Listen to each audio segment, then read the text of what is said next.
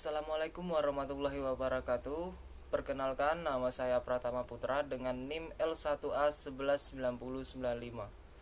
Di sini kita bertemu dengan mata kuliah silvikultur dengan materi teknik penanaman dengan dosen pengampu Dr. Fros Bambang Irawan SP MSc IPU. Setelah kita melakukan teknik pembibitan kemarin, satu hal yang pasti kita akan melakukan penanaman. Di sini saya akan menjelaskan tentang teknik bagaimana cara kita menanam di sebuah lapangan.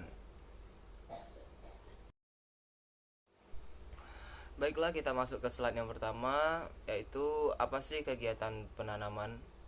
Kegiatan penanaman merupakan kegiatan inti dari budidaya hutan yang mencakup area luas, yang memerlukan biaya yang besar dan juga memerlukan keterampilan yang cukup.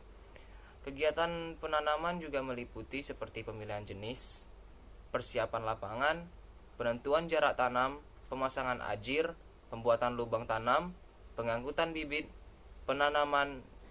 Setelah itu pemeriksaan pekerjaan dan evaluasi tanaman yang kita tanam.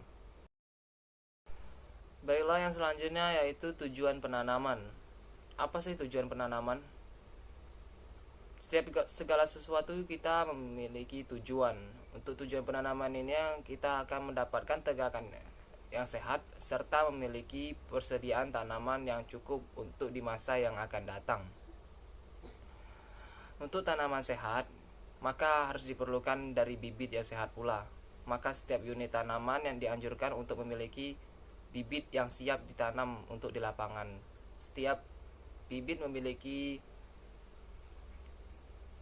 fisik yang berbeda-beda sehingga yang terbaik kita pilih untuk kita tanam di lapangan. Baiklah, yang harus kita perhatikan selanjutnya yaitu faktor-faktor yang diperlukan atau diperhatikan dalam memilih jenis pohon. Yang pertama yang harus kita perhatikan adalah tujuan dari penanamannya. Untuk apa sih kita tanam bibit itu? Lalu kecocokan jenis dengan tempat tumbuhnya. Kita harus juga memperhatikan jenis bibit yang kita tanam di lapangan dengan lingkungan yang akan kita tanam. Lalu ketersediaan bibit yang akan ditanam. Kita harus memiliki pasokan bibit ya, dan ketersediaan bibit yang kita punya untuk kita tanam. Lalu ada faktor yang harus kita perhatikan yaitu teknik budidayanya yang telah dikuasai dan memiliki nilai ekonomi yang tinggi setelah dipanen. Setelah kita lakukan penanaman, yang pastikan kita akan memperhatikan nilai ekonomi yang dihasilkan dari bibit yang kita tanam di lapangan. Kesesuaian jenis dengan tempat tumbuhnya memungkinkan pohon akan tumbuh secara optimal sehingga dapat memberikan dampak positif terhadap lingkungan, baik berkenaan nilai ekonomi, perlindungan, dan konservasi yang ada di daerah tersebut. Baiklah, kita masuk ke slide yang selanjutnya yaitu acuan kita untuk memilih jenis tanaman. Yang pertama harus kita perhatikan adalah kegunaan dan manfaat jenis yang akan diusahakan. Seperti yang kita sudah lakukan dari pembibitannya itu yaitu dari kayu atau bukan kayu seperti buah, daun, akar, bunga, dan lain sebagainya dengan memiliki fungsi seperti ekologi dan konservasi. Lalu yang harus kita perhatikan adalah nilai ekonomi. Kita harus juga memperhatikan nilai ekonomi dan biaya dari bibit yang kita punya. Lalu yang ketiga yaitu mampu beradaptasi dengan lingkungan. Mampu beradaptasi dengan lingkungan dibagi menjadi dua, yaitu dengan kemampuan jenis tanaman yang kita punya. Kita harus tahu kemampuan tanaman yang kita punya sehingga dapat tumbuh di tempat lapangan yang kita tanam. Jenis tanaman dibagi menjadi dua, yaitu tanaman lokal dan tanaman eksotik, di mana tanaman lokal ini yang sudah tumbuh sendiri di area penanaman atau tumbuhan yang sudah tumbuh dengan sendirinya di tempat itu. Lalu jenis kelompok tanaman eksotik, di mana tanaman eksotik ini tanaman yang sengaja ditanam seperti jati, karet, dan lain sebagainya, yang merupakan tanaman yang tidak dapat tumbuh dengan sendirinya di area tersebut. Baiklah, kita masuk ke slide selanjutnya. Baiklah, kita masuk ke slide selanjutnya, yaitu kriteria ketersediaan jenis tanaman. Jenis tanaman yang dimaksud harus memenuhi persyaratan sebagai berikut. Yang pertama, pohon yang kita tanam harus mendapat jaminan dari ketersediaan bahan baku untuk industri perkayuan yang kita dukung. Yang kedua, persyaratan tempat tumbuhnya sesuai dengan kondisi tempat tumbuh pada lahan yang telah disediakan. Yang perlu dipastikan yaitu terutama apabila jenis tanaman yang bukan merupakan jenis tanaman setempat, melainkan jenis tanaman yang dari luar. Lalu teknik budidayanya cukup kita kuasai atau mudah yang cukup kita ketahui dan dapat dengan mudah dikuasai untuk melaksanakan pembudidayaan tanaman tadi. Lalu bibit atau bahan tanamannya mudah disediakan. Lalu pohon dapat cepat tumbuh dan atau tinggi volume dan nilai kayunya. Lalu yang selanjutnya itu penentuan pola tanaman. Penentuan pola tanaman ada 3. Yang pertama, penanaman dengan pola monokultur, di mana penanaman dengan pola ini yaitu penanaman dengan hanya satu jenis pohon atau satu jenis tanaman saja. Untuk kelemahan monokultur ini yakni memberi peluang beradanya hama dan penyakit tidak akan pernah putus, dan juga terjadinya ledakan hama karena persediaan makanan yang tercukupi. Lalu pola tanaman hutan campuran. Di sini pola ini yaitu dengan tidak hanya satu jenis tanaman, yaitu melainkan berbagai macam jenis tanaman yang kita tanam. Lalu yang ketiga yaitu penanaman tumpang sari, yaitu penanaman tanaman pokok, dan di antara tanaman pokok tersebut juga ditanam satu jenis tanaman lain. Lalu tanaman sela ditanam saat penanaman tanaman pokok. Umur tanaman sela harus lebih pendek dari tanaman pokok. Lalu yang selanjutnya yaitu pelaksanaan kegiatan penanaman. Dalam pelaksanaan ini harus kita perhatikan ada 2, yaitu perencanaan lapangan, di mana perencanaan lapangan ini bertujuan untuk menentukan areal yang akan kita tanam dan pembuatan batas-batas areal tanam semacam blok atau lain sebagainya. Lalu kita lakukan pembersihan lahan. Kegiatan pembersihan ini dengan meliputi pembersihan semak, perdu, dan pohon sisa-sisa di area tersebut. Pada saat kegiatan pembersihan, bahan-bahan yang kita gunakan untuk membuat anggelan maupun ajir dapat dikumpulkan. Pada daerah yang miring-miring dengan sisa tonggak dibiarkan untuk menguatkan struktur tanah dan untuk mengendalikan erosi pada areal tersebut. Baiklah, kita masuk ke slide selanjutnya, yaitu penentuan jarak tanam. Di sini yang harus kita perhatikan ada 5, yaitu yang pertama tingkat kesuburan tanah yang pada areal tanaman kita.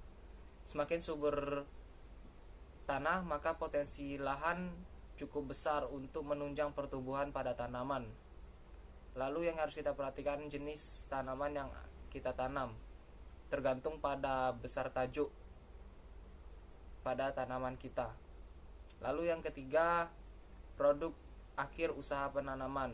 Untuk pulp and paper yaitu 3 meter kali 2 meter bloknya.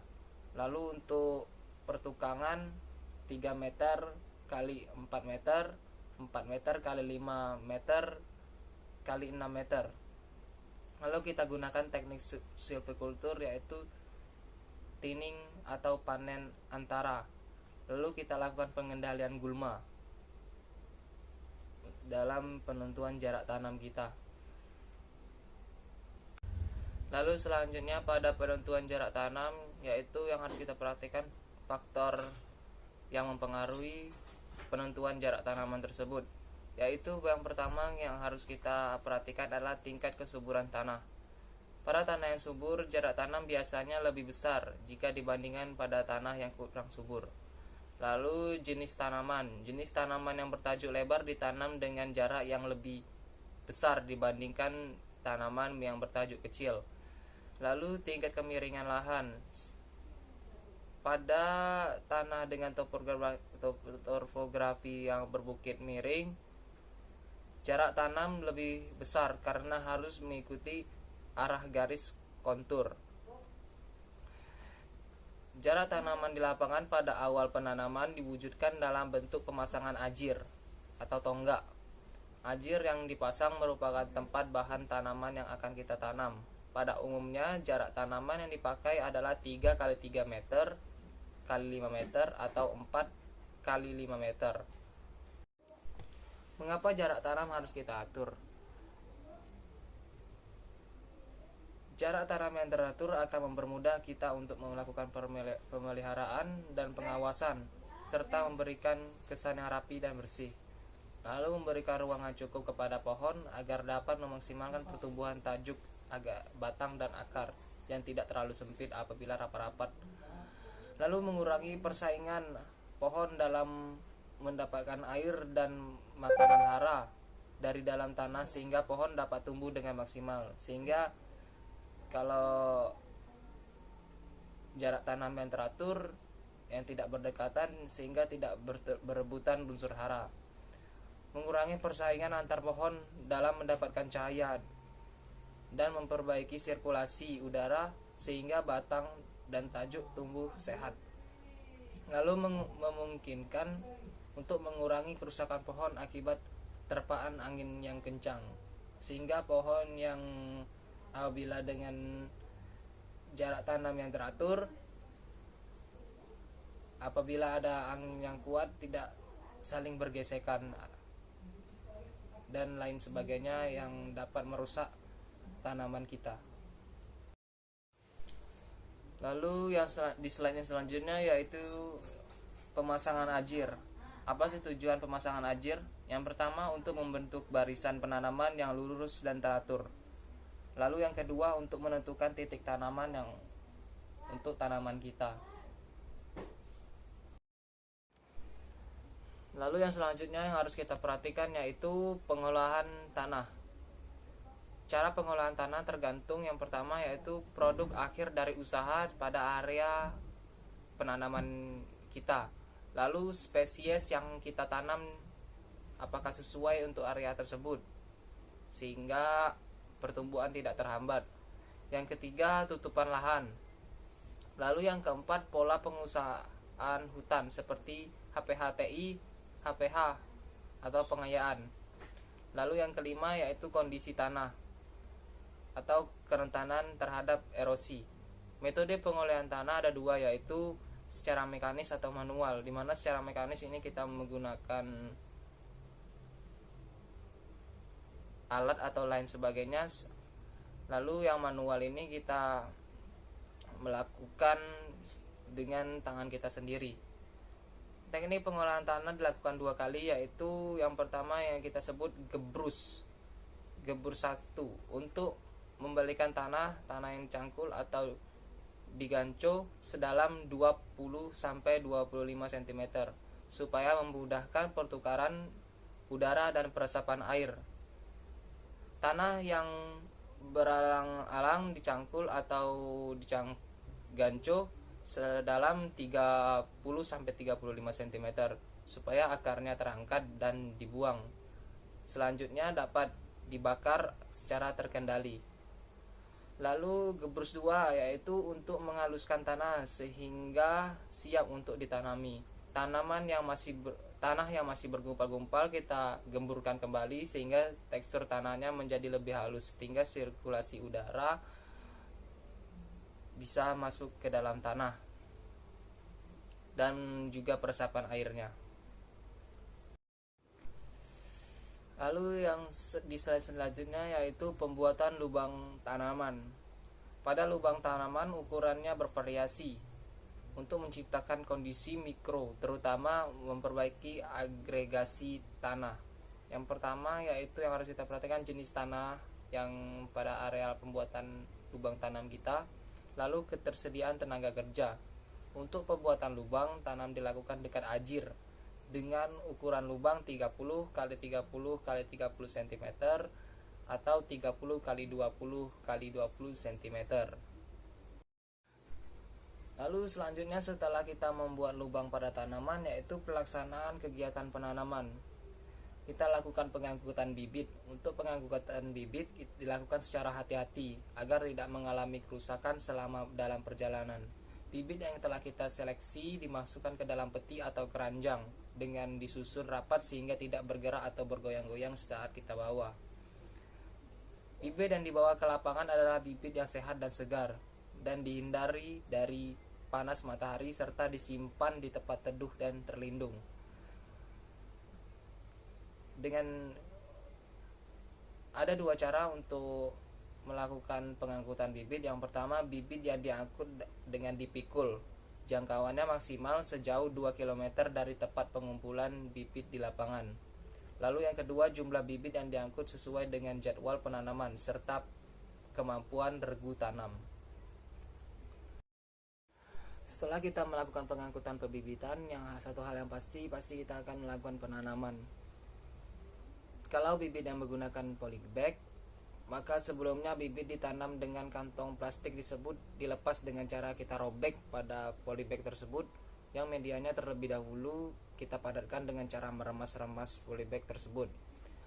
Kalau menggunakan tub atau plastik, maka lepaskan bibit dari tub dengan cara memukul bagian taber bagian bawah dengan cara mengutup secara perlahan.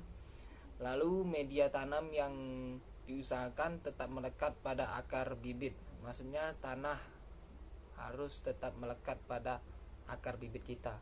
Lalu bibit diletakkan di tengah lubang secara vertikal.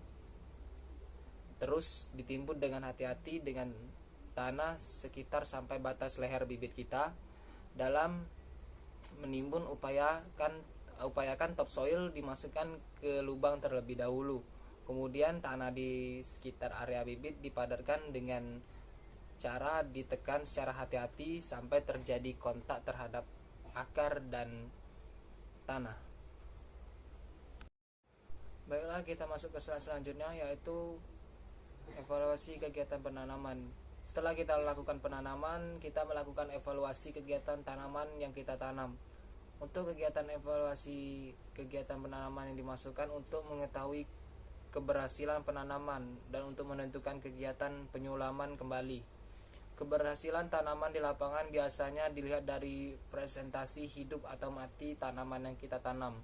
Oleh karena itu perlu adanya penyulaman, yaitu kegiatan penanaman kembali untuk mengganti tanaman pokok yang rusak atau mati, sehingga jumlah tanaman per hektar yang tumbuh sesuai dengan standar yang telah ditentukan. Jika persen jadi tanaman mencapai 100%, pada areal tersebut tidak perlu dilakukan penyulaman.